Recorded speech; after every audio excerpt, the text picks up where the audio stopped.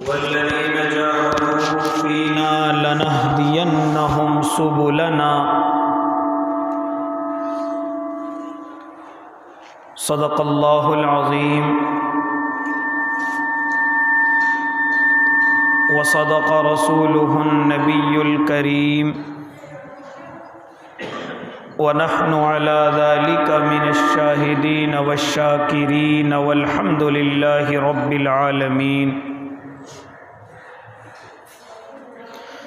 واجب الاحترام ساتھیوں، بزرگوں، نوجوانوں اور معصوم بچوں،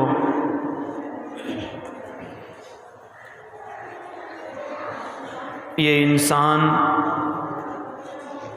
اس دنیا کے اندر اللہ رب العزت کا نائب ہے، اس کا خلیفہ ہے۔ اگر یہ انسان اللہ کے لیے محنت کرے تو اپنے مقام تک پہنچ جائے،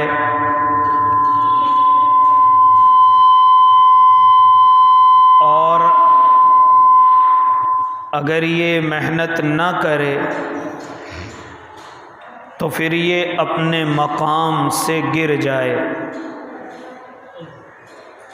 اللہ رب العزت نے انسانوں کو اور خاص طور سے اپنے بندوں کو محنت کا مکلف بنایا ہے۔ یہ محنت کر کے نبی تو نہیں بن سکتا، صحابی تو نہیں بن سکتا، کیونکہ نبی وہی ہیں جس کو اللہ نے منتخب کر لیا، صحابی وہ ہیں جس نے ایمان کی حالت میں اللہ کو، اس کے نبی کو دیکھ لیا۔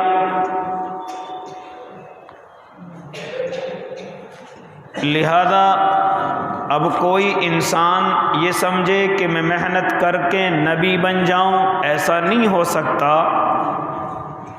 وہ انسان تو اللہ کی طرف سے ہی منتخب ہیں۔ اسی طریقے سے کوئی یہ چاہے کہ میں محنت کر کے صحابی بن جاؤں تو وہ صحابی نہیں بن سکتا، کیونکہ صحابی وہ ہیں کہ جس نے ایمان کی حالت میں میرے آپ کے آقا کو دیکھا ہو، اگرچہ ایک گھڑی کے لیے ہی دیکھا ہو۔ اس لیے بعض لوگ ایسے تھے میرے اور آپ کے آقا کے وقت میں کہ ایمان لے آئے لیکن نبی کو نہ دیکھ سکے، اس لیے وہ صحابی نہ بن سکے،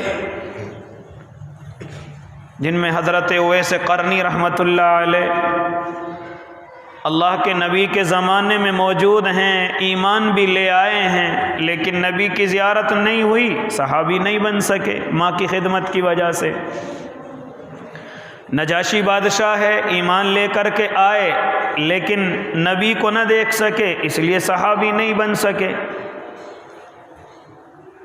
تو اپنی محنت سے انسان نہ نبی بن سکتا ہے نہ صحابی بن سکتا ہے، ہاں ولی بن سکتا ہے، ولایت کسبی ہے۔ اگر انسان محنت کرے تو اللہ کا ولی بن جائے، اللہ کا دوست بن جائے۔ لہذا آج کل کے اس دور میں اس طرف ہمارا دماغ ہی نہیں چلتا۔ ہم سمجھتے ہیں کہ ہم محنت کریں، بڑے ڈاکٹر بن جائیں، بڑے انجینئر بن جائیں، بڑے جسٹس بن جائیں، بڑے ایڈوکیٹ بن جائیں، اور اس کے لیے محنت بھی کرتے ہیں، اس کے لیے رشوتوں کے بازار بھی گرم کرتے ہیں، اس کے لیے لوگوں کی خوشامد بھی کرتے ہیں تاکہ سفارش ہو۔ تو معلوم ہے کہ ہم بغیر محنت کے انجینئر، وکیل نہیں بن سکتے، اور سمجھتے ہیں کہ ہم اللہ کے ولی ایسے بن جائیں، 2 رکعت نماز پڑھ لیں، نمازوں کی پابندی مختصر سی کر لیں اور ہم اللہ کے دوست ہو جائیں۔ اس کو ہم نے بالکل ایک طرف چھوڑ رکھا ہے۔ حالانکہ ایک زمانہ وہ تھا کہ لوگ اپنی تہجد کے چھٹ جانے پر پورا دن رویا کرتے تھے۔ پھر زمانہ بدلا، لوگ تکبیر اولیٰ کے چھوٹنے پر اللہ کے سامنے رویا کرتے تھے، اللہ ہماری آج تکبیر اولیٰ چھوٹ گئی۔ اسی طریقے سے آج کا یہ زمانہ ہے کہ ہمیں نماز کے چھوٹنے کی بھی کوئی پرواہ نہیں، جماعت کے چھوٹنے کی بھی کوئی پرواہ نہیں۔ اذان ہو گئی لیکن دل کے اندر کوئی احساس نہیں کہ اللہ کے بندے نے اللہ کی طرف بلایا ہے، ذرا سا مجھے اور آپ کو احساس نہیں ہوتا۔ ایک زمانہ وہ تھا کہ حضرت عبد القادر جیلانی رحمۃ اللہ علیہ سوئے ہوئے ہیں، شیطان آ کر کے اٹھاتا ہے، حضرت تہجد کی نماز کا وقت ہو گیا، آپ نماز پڑھ لیجئے۔ عبد القادر جیلانی رحمۃ اللہ علیہ فرماتے ہیں تو شیطان ہے، تو مجھے نماز کے لیے کیوں اٹھا رہا ہے؟ تیری محنت تو یہ ہوتی ہے کہ بندے نماز نہ پڑھیں، تیری محنت تو یہ ہوتی ہے کہ بندے اللہ کو یاد نہ کریں، لیکن تو مجھے کیوں جگا رہا ہے؟ جانتے ہو شیطان نے کیا کہا؟ شیطان نے کہا حضرت بات دراصل یہ ہے کہ گزشتہ رات آپ تہجد میں نہیں اٹھے اور آپ دن میں اس قدر روئے، اللہ نے آپ کے اس رونے کو دیکھ کر لاکھوں تہجدوں کا ثواب آپ کو عطا کیا ہے، لہذا میں اس لیے اٹھا رہا ہوں تاکہ آپ اگر پڑھ لیں تو ایک ہی تہجد کا ثواب ملے، لاکھوں تہجد کا ثواب اللہ تمہیں نہ دے۔ لہذا ایک زمانہ وہ تھا کہ لوگ اپنی تہجد کے چھوٹ جانے پر پورے دن رویا کرتے تھے۔ آج اللہ کے سامنے ہمیں موقع نہیں ملا، آج اللہ کے سامنے ہم رات کو نہیں اٹھے، آج اللہ سے ہم نے باتیں نہیں کی، آج اللہ کے سامنے ہم نے آنسو نہیں بہائے، آج سوتے ہوئے رہ گئے۔ لہذا تہجد کے فوت ہونے پر اس قدر رویا کرتے تھے، اس قدر آنسو بہایا کرتے تھے۔ میرے بھائی پھر وہ زمانہ آیا کہ لوگ تکبیر اولیٰ کے چھوٹ جانے پر اپنے اللہ کے سامنے رونا شروع کر دیتے تھے، اللہ آج ہماری تکبیر اولیٰ چھوٹ گئی۔ آج جب ہم مسجد کے اندر پہنچے تو امام صاحب کو ہم نے رکوع میں پایا، امام صاحب ہماری ایک رکعت نکل گئی، لہذا وہ پورے دن اللہ کے سامنے رویا کرتے، آج ہماری تکبیر اولیٰ چھوٹ گئی۔ اور آج میں اور آپ ہیں، نمازوں کے چھوٹنے کی کوئی پرواہ نہیں ہے، گھروں کے اندر بیٹھے ہوئے رہتے ہیں، نماز چھوٹ گئی کوئی پرواہ نہیں، گراہک تو دکان پر کھڑے ہوئے تھے، آج سامان بڑا اچھا بکا ہے، آج چیزوں کی خریداری بڑی اچھی کی ہے، نماز چھوٹ گئی تو کیا ہوا، بعد میں جا کر کے پڑھ لوں گا۔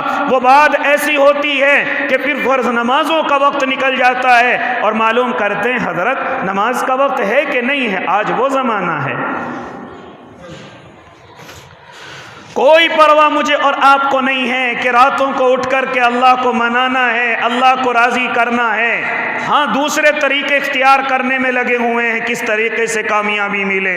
اور اللہ کے نیک بندے جانتے ہو اللہ رب العزت جب رات کی تاریکی ہو جاتی ہے اپنے فرشتوں کی 3 جماعتیں مقرر کرتا ہے، 3 جماعتیں متعین کرتا ہے، ان تینوں جماعتوں کو اللہ زمین کے نیچے زمین کے اوپر بھیجتا ہے کہ جاؤ ان تینوں جماعتوں کا کام کیا ہوتا ہے۔ پہلی جماعت وہ ہوتی ہے، پہلی جماعت فرشتوں کی وہ اس زمین پر آتی ہے، اور زمین پر آنے کے بعد جو اللہ کو ناراض کرنے والے بندے ہیں، جو اللہ کو غصہ دلانے والے بندے ہیں، جو راتوں کے اندھیروں میں جاگنے والے بندے ہیں، جو اپنے اللہ کو ناراض کرنے والے بندے ہیں، فرشتوں کی ذمہ داری یہ ہے کہ ان کو تہجد کے وقت میں آرام سے سلا دیا جائے، ان کو میٹھی نیند سلایا جائے کہ پوری رات ان کو جو پریشانی ہوئی ہے اب یہ جو تہجد کا وقت آیا ہے اس میں ان کو میٹھی نیند سلائی جائے، ان کو تھپکیاں دی جائیں اور انہیں پوری نیند کا مزہ اسی وقت میں ملے جس وقت میں تہجد کا وقت ہوتا ہے۔ لہذا آپ دیکھ لیجئے کتنا شور مچانے والے عشاء کے بعد لوگ آپ کو ملیں گے، کتنا بھی شادیوں میں ادھم کاٹنے والے لوگ آپ کو ملیں گے، کتنا ہوٹلوں پر اور چائوں کی دکان پر گھومنے پھرنے والے لوگ آپ کو ملیں گے، لیکن ذرا کبھی غور کرنا وہ تہجد کے وقت بڑے سکون سے سوئے ہوئے ہوں گے۔ انہیں سلانے والا کون ہے؟ میرے اللہ کی طرف سے بھیجے ہوئے فرشتے، تھپکیاں دے کر کے سلاؤ، کیونکہ اب میرے خاص بندوں کے جاگنے کا وقت ہے۔ اب میرے ان بندوں کے جاگنے کا وقت ہے جو مجھ سے راز و نیاز کی باتیں کریں گے۔ کہیں ایسا نہ ہو کہ ان خاص بندوں کی وجہ سے میں ان پر بھی اپنی رحمتیں برسا دوں، میں ان پر بھی اپنے غصے کو ٹھنڈا کر دوں، کیونکہ اس وقت میں جو بھی جاگتا ہوا ملے گا اس پر اللہ کی رحمتیں برسیں گی، اس پر اللہ کی رحمتوں کا نزول ہوگا۔ یہاں تک فرماتے ہیں علماء کرام کہ جب تہجد کا وقت ہو جاتا ہے اور ایک ہماری مائیں بہنوں میں سے کوئی اٹھ کر کے صفائی کرتی ہے، کوئی اٹھ کر کے چائے وغیرہ لسی وغیرہ بناتی ہے، تو فرماتے ہیں علماء کہ اس وقت میں میرا اللہ جب اپنے نیک بندوں پر اپنی رحمتیں برسا رہا ہوتا ہے تو اللہ اس عورت پر بھی اپنی رحمتیں برساتا ہے، کیونکہ تہجد کا وقت ہے۔ اس عورت پر بھی اللہ اپنی نعمتیں اور برکتیں برساتا ہے۔ اللہ اس کو بھی جاگنے کے اوپر ثواب دیتا ہے، کیونکہ یہ وقت تہجد کا وقت ہے، یہ اللہ کے نیک بندوں پر رحمتیں برسنے کا وقت ہے، یہ اللہ کے خاص بندوں پر جو اللہ کے مقربین ہیں یہ ان پر رحمتیں برسنے کا وقت ہے۔ اس لیے جب اللہ ان کی طرف اپنی رحمتوں کے ساتھ متوجہ ہوتا ہے تو جو اس وقت میں میری مائیں بہنیں اٹھتی ہیں، اٹھ کر کے اپنے شوہر اور بچوں کے لیے چائے وغیرہ کا دودھ وغیرہ کا انتظام کرتی ہیں یا گھر کے اندر صرف صفائی کرتی ہیں، تو میرے اللہ کی رحمتوں سے یہ عورتیں بھی مایوس نہیں رہتی، ان پر بھی میرا اللہ اپنی رحمتیں برساتا ہے۔ حالانکہ آج کل وہ مائیں بہنیں کہاں، صبح کے وقت میں ہم سے زیادہ تیز اور میٹھی نیند میں سونے والی ہماری مائیں بہنیں ہو گئی ہیں۔ صفائی کرنے کا یا اسی طریقے سے اپنے بچوں کو چائے دودھ کا انتظام کرنے والی اس وقت میں ہماری مائیں اور بہنیں کہاں ہیں؟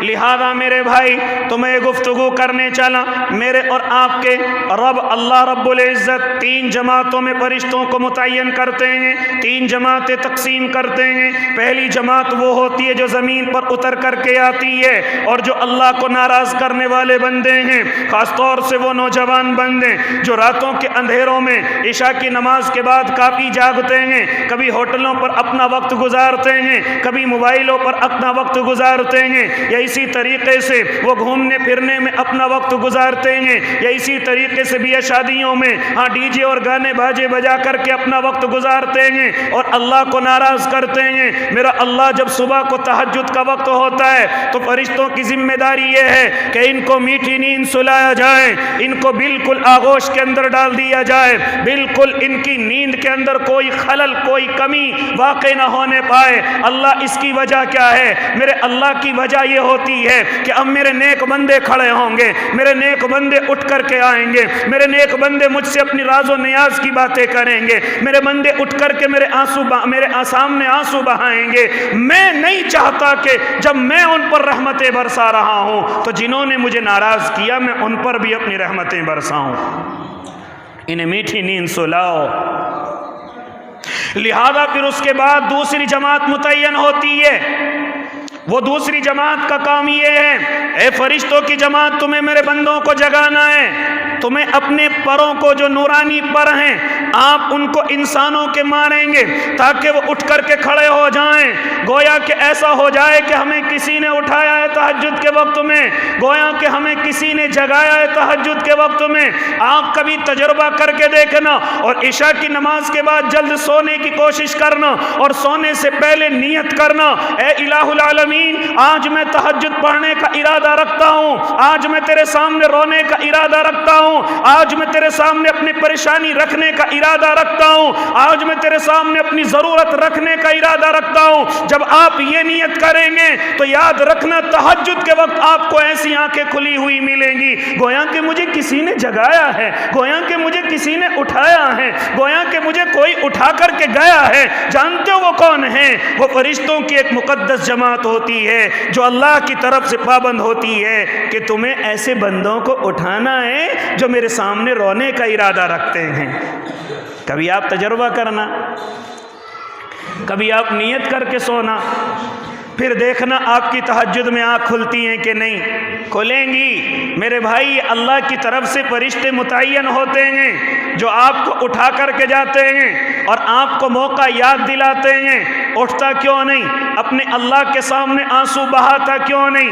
تیرے اللہ کی رحمتیں برس رہی ان کو اپنے دامن میں سمیٹتا کیوں نہیں؟ اپنی ضرورت کو اپنے اللہ کے سامنے رکھتا کیوں نہیں؟ دنیا کے سامنے روتا ہے، اپنے اللہ کے سامنے روتا کیوں نہیں؟ ہر پریشانی کا حل اللہ کے پاس ہے، پریشانی کو رکھتا کیوں نہیں؟ ہر ضرورت پوری کرنے والا اللہ ہے، ضرورت کو پوری اللہ سے کراتا کیوں نہیں؟ لہذا یہ فرشتے آ کر کے اپنے بندوں کو اٹھاتے ہیں، ہاں اپنے اللہ کے محبوب بندوں کو اٹھاتے ہیں اور اٹھا کر کے کہتے ہیں اب تو نے جو نیت کی ہے اس نیت کے اوپر عمل کر۔ لہذا دوسری جماعت فرشتوں کی وہ ہوتی ہے جو اپنے نورانی پروں سے اللہ کے نیک بندوں کو تہجد کے وقت میں اٹھاتی ہے۔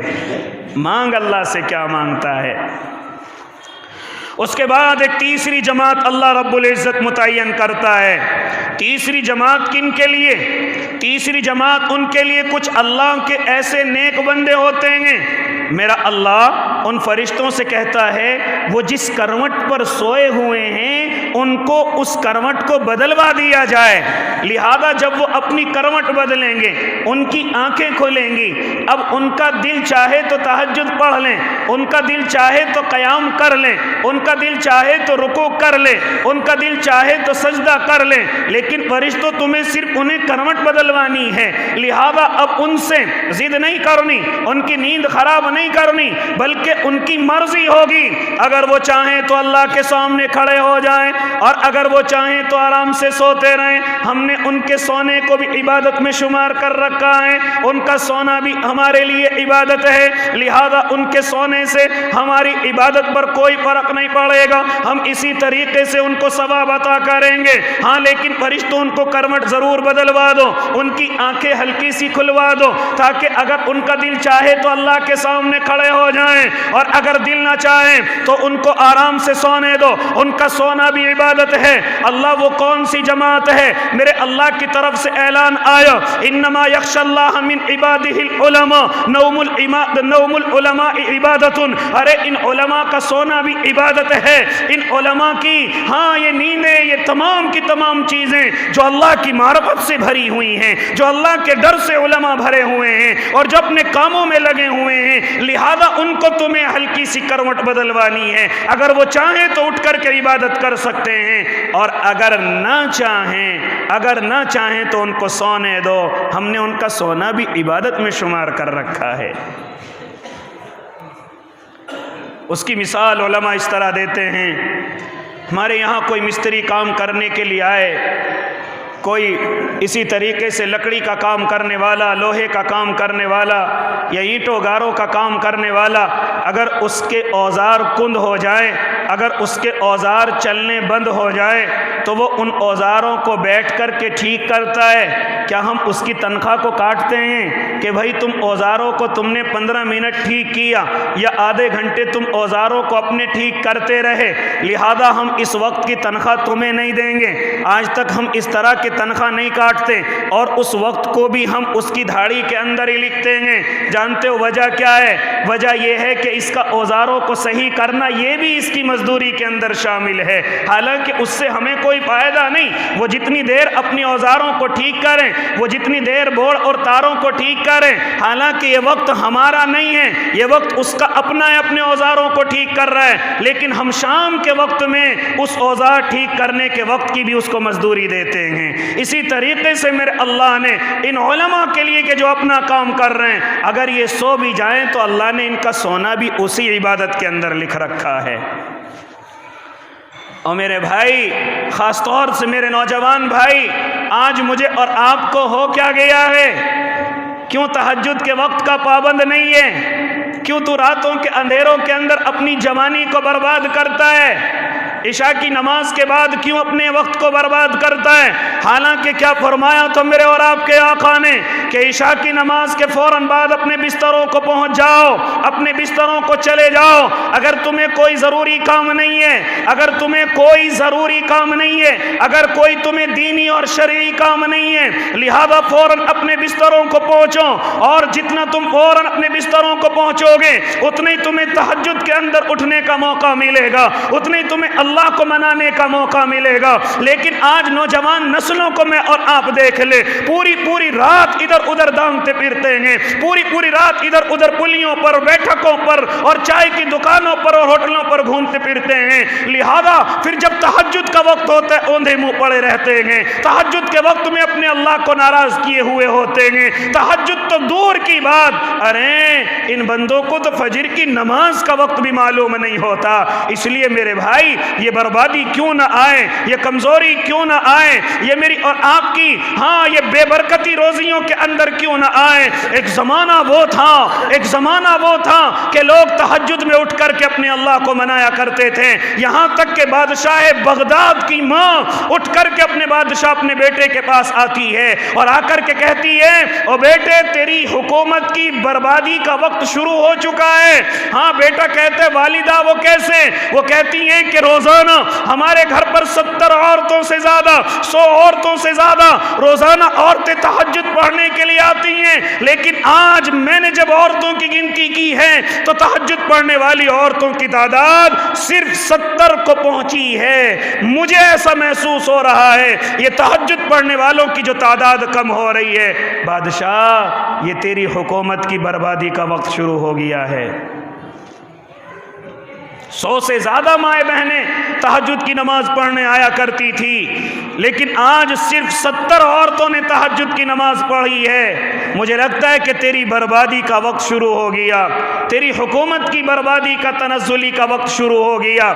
लिहाजा मेरे भाई, आओ मैं और आप अपने आप को, मैंने अभी शुरू में क्या गुफ्तगू की कि इंसान अगर मेहनत करना चाहे तो अपने अल्लाह के करीब हो जाए, और अगर मेहनत ना करें तो अपने मकाम से गिर जाए। लिहाजा नबी तो नहीं बन सकता, सहाबी तो नहीं बन सकता, लेकिन अल्लाह का दोस्त ज़रूर बन सकता है, अल्लाह का वली ज़रूर बन सकता है। अल्लाह ने इस रास्ते को मेहनत के ऊपर रखा है, तभी तो कुरान कहता है वल्लज़ीना जाहदू फीना लनहदियन्नहुम सुबुलना। हाँ, अपने रास्ते में मेरा अल्लाह मुजाहदा करने के लिए कह रहा है, और जितनी मेहनत करोगे, जितना मुजाहदा करोगे, जितनी कुर्बानियाँ अल्लाह को दोगे और जितनी परेशानियाँ अल्लाह के लिए बर्दाश्त करोगे, मेरा अल्लाह इतना ही तुम्हें मकाम को निखारता चला जाएगा और बुलंदियों की तरफ लेता हुआ चला जाएगा। आप जरा वलियों पर गौर करें, कोई इस दुनिया के अंदर माँ के पेट से वली नहीं है, कोई इस दुनिया के अंदर आती वली नहीं बना, बल्कि आकर के उनकी माँ ने तरबियत की है, उनके बाप ने उनकी तरबियत की है, और वो खुद बचपने से नमाजों के पाबंद हुए हैं, और वो बचपने से कुरान की तिलावत के पाबंद हुए हैं। यहाँ तक कि वो नमाज के ऐसे आशिक हो गए, वो नमाज के ऐसे दीवाने हो गए, 5 नमाजों के क्या कहने, वो और नमाजों के भी पाबंद थे, और नमाजों के क्या कहने। वो रातों के अंधेरों में अगर सब इंसान सो जाएं, वो उठ करके अपने अल्लाह के सामने पहुंचे, वो उठ करके अपने अल्लाह के सामने आंसू बहाएं। मालूम करो हजरत राबिया बसरिया के ताल्लुक से कि रात के अंधेरे में जब सब सो जाया करते थे, आप उठा करती थी और उठ करके अपने अल्लाह से फरमाया करती थी, मेरे अल्लाह दुनिया के तमाम मालदारों के दरवाजे बंद हो गए हैं, लेकिन आप हैं कि आपका दरवाज़ा खुला हुआ है, इसलिए रात के अंधेरे में आपके दरवाजे पर आई हूँ, रात के अंधेरे में आपके दरवाजे पर आई हूँ। आज तहज्जुद तो दूर की बात, तकबीर उला का मुझे और आपको मालूम नहीं, तकबीर उला का क्या कहना, हमें तो जमात की पाबंदी का मालूम नहीं। अपने घरों के अंदर, दुकान और कारोबारों के अंदर वक्त गुजारते हैं। ओ अल्लाह के नेक बंदो, ये तहज्जुद, ये और नमाजों को दिल नहीं चाहता, उसकी वजूहात बहुत सारी लिखी हैं, उसकी कमियां उलमा ने बहुत सारी लिखी हैं। सबसे पहली ये कि हजरत हसन बसरी रहमतुल्लाह अलैह फरमाते हैं कि अगर कोई ये चाहे कि मैं रात के अंधेरे में उठ जाऊं, मैं रात के अंधेरे में अपने अल्लाह को मनाऊं, मैं रात के अंधेरे में उठ करके अपने अल्लाह को राजी करूं, तो सबसे पहले उसको अपना दिन ठीक करना चाहिए, सबसे पहले उसको अपने दिन का उजाला ठीक करना चाहिए। हाँ, अगर दिन के उजालों में गुनाह करेगा, रात को उठने की तुझे तौफीक नहीं होगी। अगर दिन के उजाले में तेरी आंखें कुछ गुनाह करेंगी तो रात के अंधेरे में वो आंखें बह नहीं सकती, वो आंखों से आंसू नहीं निकल सकते। अगर तू ये चाहे कि मैं रात के अंधेरे में अपने रब को मनाऊं, अपने रब को राजी करूं, तो पहले अपने दिन को दुरुस्त कर ले, पहले अपने दिन को ठीक कर ले। दिन के अंदर तो नापतोल में कमी करता है, समझता है कि रात को उठ जाऊंगा। दिन के अंदर तो तू आंखों की बेहयाई से बाज नहीं आता और समझता है कि रात के अंधेरे में उठ जाऊंगा। दिन के अंदर तो लोगों को धोखे देता है, झूठ बोलता है, वादा खिलाफी करता है, अमानत में खयानत करता है, गालियां बकता है, माँ बाप की नाकदरी करता है, बड़ों की इज्जत नहीं करता, छोटों पर शफकत नहीं करता, पड़ोसियों को सताता है और फिर समझता है कि रात के अंधेरे में उठ जाऊं। ऐसा हो ही नहीं सकता। हज़रत हसन बसरी रहमतुल्लाह अलैह फरमाते हैं, अगर तुझे रात के अंधेरे में अल्लाह के सामने रोना है तो पहले अपने दिन के उजाले ठीक कर ले, अपने दिन की तन्हाइयाँ, अपने दिन के उजाले ठीक कर ले, अपने कारोबार का रंग और ढंग ठीक कर ले, अपनी आँखों की शैतानियाँ ठीक कर ले, अपनी ज़बान की धोखेबाजियाँ, झूठ बोलना ठीक कर ले। लिहाजा अगर तू चाहे कि मैं रात के अंधेरे के अंदर उठ जाऊं, लिहाजा मेरे भाई पहली चीज़ हज़रत हसन बसरी कि अगर तुम रात के अंदर उठना चाहते हो, अगर रात को अपने रब को मनाना चाहते हो, फरिश्ते आकर के तुम्हें जगाएं, तुम्हें उठाएं और तुम्हें इबादत करने के लिए उठा करके बिठा दें, तो तुम्हें चाहिए कि तुम अपने रातों के उजालों, दिन के उजालों को ठीक कर लो। अगर रातों के अंधेरों में अपने रब को मनाना चाहते हो, लिहाजा मेरे भाई इसीलिए तो उलमा फरमाते हैं कि अगर ये तमाम के तमाम हाजी हज करने वाले, अगर ये हर साल 25-30 लाख और हमारे मुल्क से तकरीबन 10-12 लाख हाजी हज करने के लिए जाते हैं, अगर यही सुधर जाएं, अगर यही समझ जाएं, तो हमारा मुआशरा अच्छा हो जाए, हमारा माहौल अच्छा हो जाए। लेकिन होता क्या है, हज की पाबंदी तो करते हैं, लेकिन हज के आने के बाद जब इधर हज से जा रहे हैं, तमाम लोगों से माफी मांग रहे हैं, तमाम लोगों के सामने आंसू बहा रहे हैं और लब्बैक लब्बैक कहते हुए अपने अल्लाह के सामने हाजिर हो रहे हैं। लेकिन न जाने क्या होता है कि उधर से आने के बाद अपने मकाम पर पहुंचते फौरन बदल जाते हैं। वही चेहरों पर गालियां, वही झूठ और धोखेबाजियां, वही लोगों को बेवकूफ़ बनाने वाली कहानियां वो फिर दोबारा शुरू हो जाती हैं। हालांकि फरमाते उलमा कि मेरे और आपके आका ने अल्लाह से दुआ की थी, मेरे अल्लाह जो हाजी हज करके आए, अल्लाह तो उसकी भी मग़फ़िरत फरमा। और फिर फरमाया मेरे आका ने कि जिसकी हाजी मग़फ़िरत की दुआ कर दे, अल्लाह उसकी भी मग़फ़िरत फरमा। इतना बड़ा मकाम अल्लाह हाजी को देता है, इतना ऊंचा दर्जा अल्लाह हाजी हज करने वाले को देता है कि अल्लाह इसकी भी मग़फ़िरत फरमा और हाजी जिसके लिए दुआ कर दे, अल्लाह तू उसकी भी मग़फ़िरत फरमा। इतना बड़ा मकाम अल्लाह हाजी को अता करता है और इतना बड़ा मकाम अल्लाह ने तुझे दिया, अपने घर की तरफ बुलाया, अल्लाह ने तुझे इतना बड़ा मकाम दिया, अपना घर तुझे तेरी आंखों से दिखाया, हाँ नबी के रोज़े अक़दस पर तुझे बुलाया। कितनी मोहब्बत मेरे अल्लाह को तुझसे थी और तू वहाँ से आने के बाद बदल गया, वहाँ से आने के बाद फिर वही चीज़ें तेरे अंदर पैदा हो गई, फिर वही झूठ और धोखे, फिर वही तेरे अंदर हसद की बीमारियाँ, फिर वही चुगलियों का बाजार, फिर दोबारा से तेरे अंदर ये चीज़ें आ गई।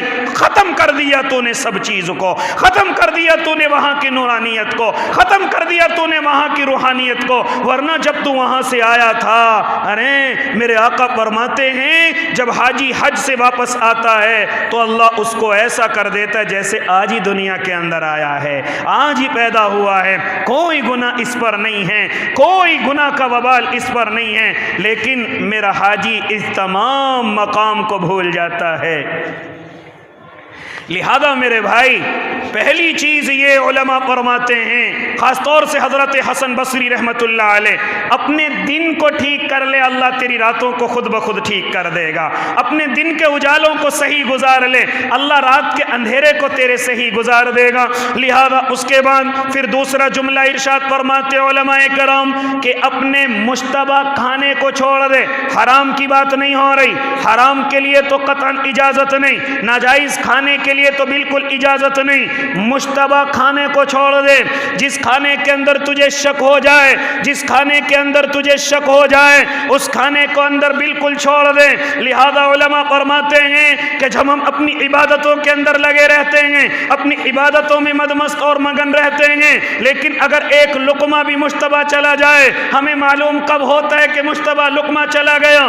شبہ والا لقمہ چلا گیا۔ ہاں بالکل ناجائز تو نہیں تھا، بالکل حرام تو نہیں تھا، لیکن اس لقمے کے اندر شبہ تھا۔ اس شبہ کا نقصان یہ ہوا کہ اب ہمارا تہجد پڑھنے کو دل نہیں کرتا، اوابین پڑھنے کو دل نہیں کرتا، چاشت اور اشراق پڑھنے کو دل نہیں کرتا، تسبیحات پڑھنے کو دل نہیں کرتا، نمازیں تو پڑھتے ہیں، لیکن اگر ایک لقمہ بھی مشتبہ چلا گیا، ایک لقمہ بھی مشتبہ چلا گیا، اللہ ہمارے دل سے عبادت کی روحانیت کو ختم کر دیتا ہے۔ اب دل نہیں چاہتا نماز پڑھنے کے لیے۔ اس لیے مشتبہ لقمے سے اپنے آپ کو بچایا جائے۔ جس لقمے کے اندر شک ہو اس لقمے سے اپنے آپ کو بچایا جائے۔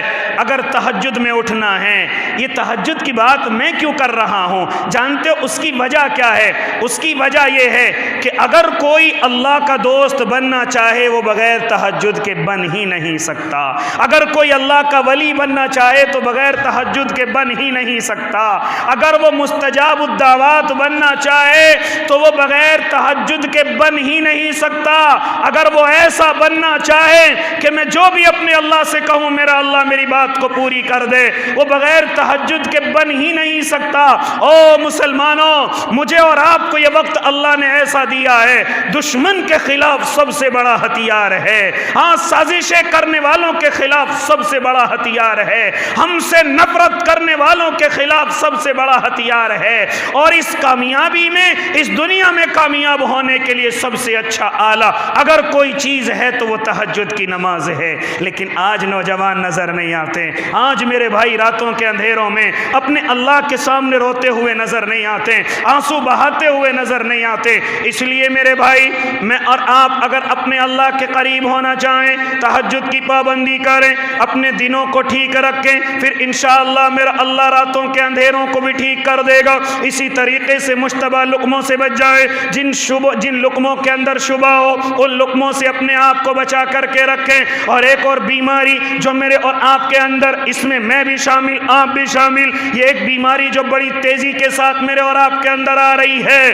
اس کو تیزی کے ساتھ اپنے اندر سے نکالیں۔ مجھے معلوم ہے کچھ لوگوں کو یہ بات کڑوی لگے گی، مجھے معلوم ہے کچھ لوگوں کے دلوں پر اس سے چوٹ پہنچے گی، لیکن مجھے کہنے دیجئے وہ بیماری کیا ہے۔ وہ بیماری یہ ہے کہ آج میں اور آپ ہوٹل کے کھانوں کے شوقین ہو گئے ہیں، میں اور آپ بڑے بڑے چکن پوائنٹوں کے کھانے کے شوقین ہو گئے ہیں، ہاں میں اور آپ ان چیزوں کو دھڑلے سے اپنے پیٹوں کے اندر پہنچا رہے ہیں، بالکل غور نہیں کر رہے ہیں کہ حلال ہے یا حرام ہے۔ ہمارے ایمانوں سے سودے تو نہیں کیے جا رہے، ہمارے ایمانوں کو تو بیچا نہیں جا رہا ہے۔ آج جو عبادت سے دوری کی وجہ ہے، آج جو میں اور آپ بڑی تیزی کے ساتھ عبادت سے دور ہیں، میرا بھائی اگر کوئی ہوٹل والا بیٹھا ہوا ہو مجھے معذرت کے ساتھ معاف کر دینا، لیکن اس بیماری نے میرے اندر سے روحانیت کو نکال دیا ہے، نورانیت کو نکال دیا ہے۔ میں اور آپ جتنے بڑے ہوٹل کے شوقین ہوتے جا رہے ہیں اتنی تیزی سے ہم نمازوں سے دور ہوتے جا رہے ہیں، اللہ کی عبادتوں سے دور ہوتے جا رہے ہیں،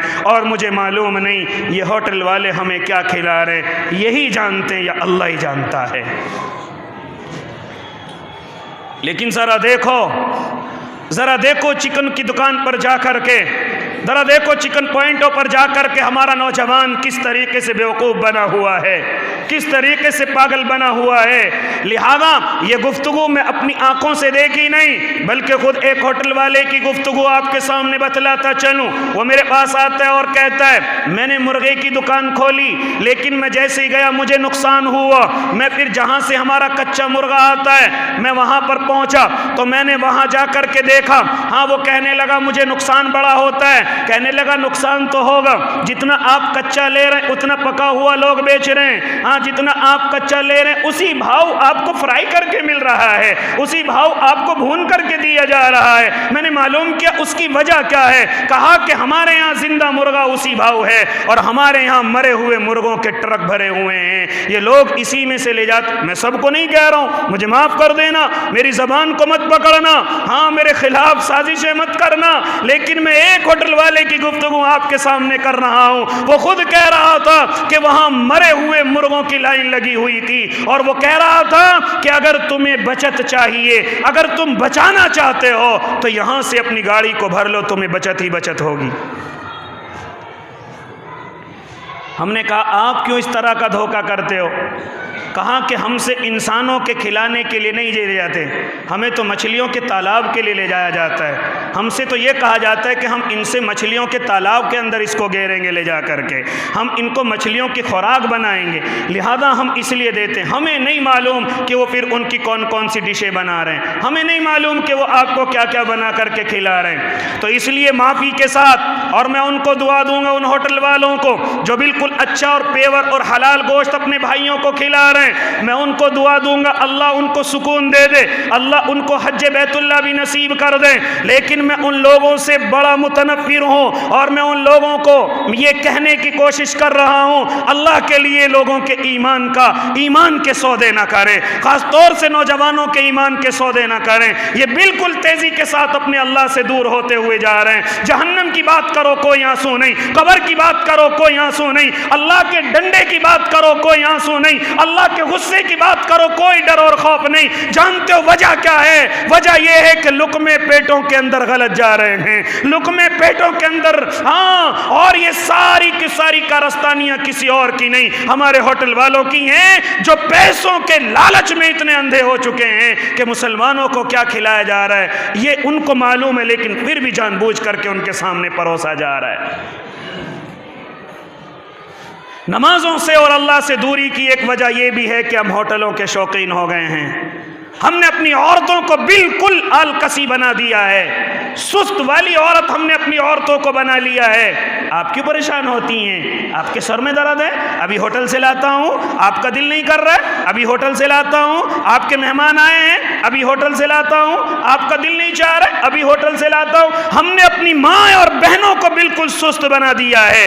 لہذا میرے بھائی، اگر چاہتے ہو کہ یہ عبادت کی روحانیت آ جائے، اگر چاہتے ہو کہ عبادت کا نور تمہارے اندر پیدا ہو جائے، تو ان چکن پوائنٹوں سے اور ان ہوٹلوں سے اپنے آپ کو بچانے کی کوشش کرو۔ خاص طور سے اپنی نوجوان نسلوں کو کہنے چلا ہوں کہ جو اپنے گھروں کی بیٹیوں اور ماں اور بہنوں کی محنت کے کھانے بنائے ہوئے ان پر لات مار کر کے سیدھے ہوٹلوں پر پہنچتے ہیں اور وہاں جا کر کے چکن کے شوقین بنے ہوئے ہیں، ان کے اوپر مجھے اور آپ کو برباد کرنے والی کولڈ ڈرنکیں، نئی نئی طریقے کی کولڈ ڈرنکیں پی جاتی ہیں، جن کے اندر شبہ اور شک یہ ہے کہ ان کے اندر بیئر بھی ہو سکتا ہے، ان کے اندر الکوہل بھی ہو سکتا ہے۔ میں اور آپ اپنے آپ کو ان جگہ برباد کر رہے ہیں۔ لہذا اگر چاہتے ہو کہ ہم اللہ کے قریب ہو جائیں، اللہ کے دوست ہو جائیں، تو ان ہوٹلوں کے شوقین نہ بنو۔ یہ ہوٹل مجبوری ہے، یہ ہوٹل پریشانی کے وقت میں ہے، یہ ہوٹل ایمرجنسی کے وقت میں ہے۔ اس ہوٹل کو شوق نہ بناؤ،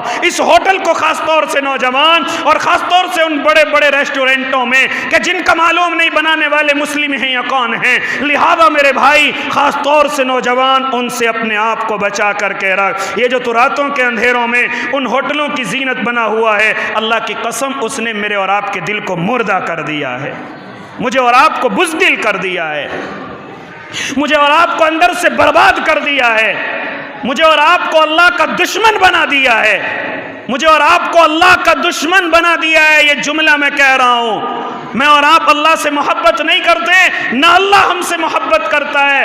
وجہ یہ ہے کہ ہمارے لقمے ٹھیک نہیں ہیں، وجہ یہ ہے کہ آج پیسوں کا بھوت اس قدر مجھ پر اور آپ پر سوار ہے کہ ہم گھروں کے کھانے پسند نہیں کر رہے، ہم اپنی مائیں بہنوں کی محنت کے بنائے ہوئے کھانے پسند نہیں کر رہے۔ اسی لیے تو ہم نے دیکھا کہ ہماری مائیں بہنیں نمازوں کی پابند ہوتی ہیں، صبح کے وقت میں قرآن بھی پڑھتی ہیں، لیکن اسی گھر کے مرد اوندھے منہ پڑے ہوئے سوتے رہتے ہیں، نہ نمازوں کی، نہ تہجد کی، نہ اشراق کی پابندی کرتے ہیں۔ اس کی وجہ یہ ہے کہ مرد ہوٹلوں کا شوقین ہے اور بیچاری عورت محنت سے بنا کر کے کھاتی ہے، جس کی وجہ یہ ہے کہ وہ نمازوں کی پابند ہے، قرآن کی تلاوت کی پابند ہے، اور ہمارے گھر کے یہ مرد حضرات نہ نمازوں کی طرف چلتے ہیں نہ اللہ کی طرف چلتے ہیں۔ اس لیے میرے بھائی، اگر میں اور آپ اپنے اللہ کے قریب ہونا چاہیں تو مشتبہ لقموں سے پابندی کرنی پڑے گی، اپنی زندگی زندگی سے ان کو نکالنا پڑے گا۔ ہاں اگر مجبوری ہو جائے، مجبوری پڑ جائے تو آپ ہوٹلوں کا استعمال کر سکتے ہیں، لیکن اس کو شوق نہ بنائیں، اس کو شوق نہ بنائیں،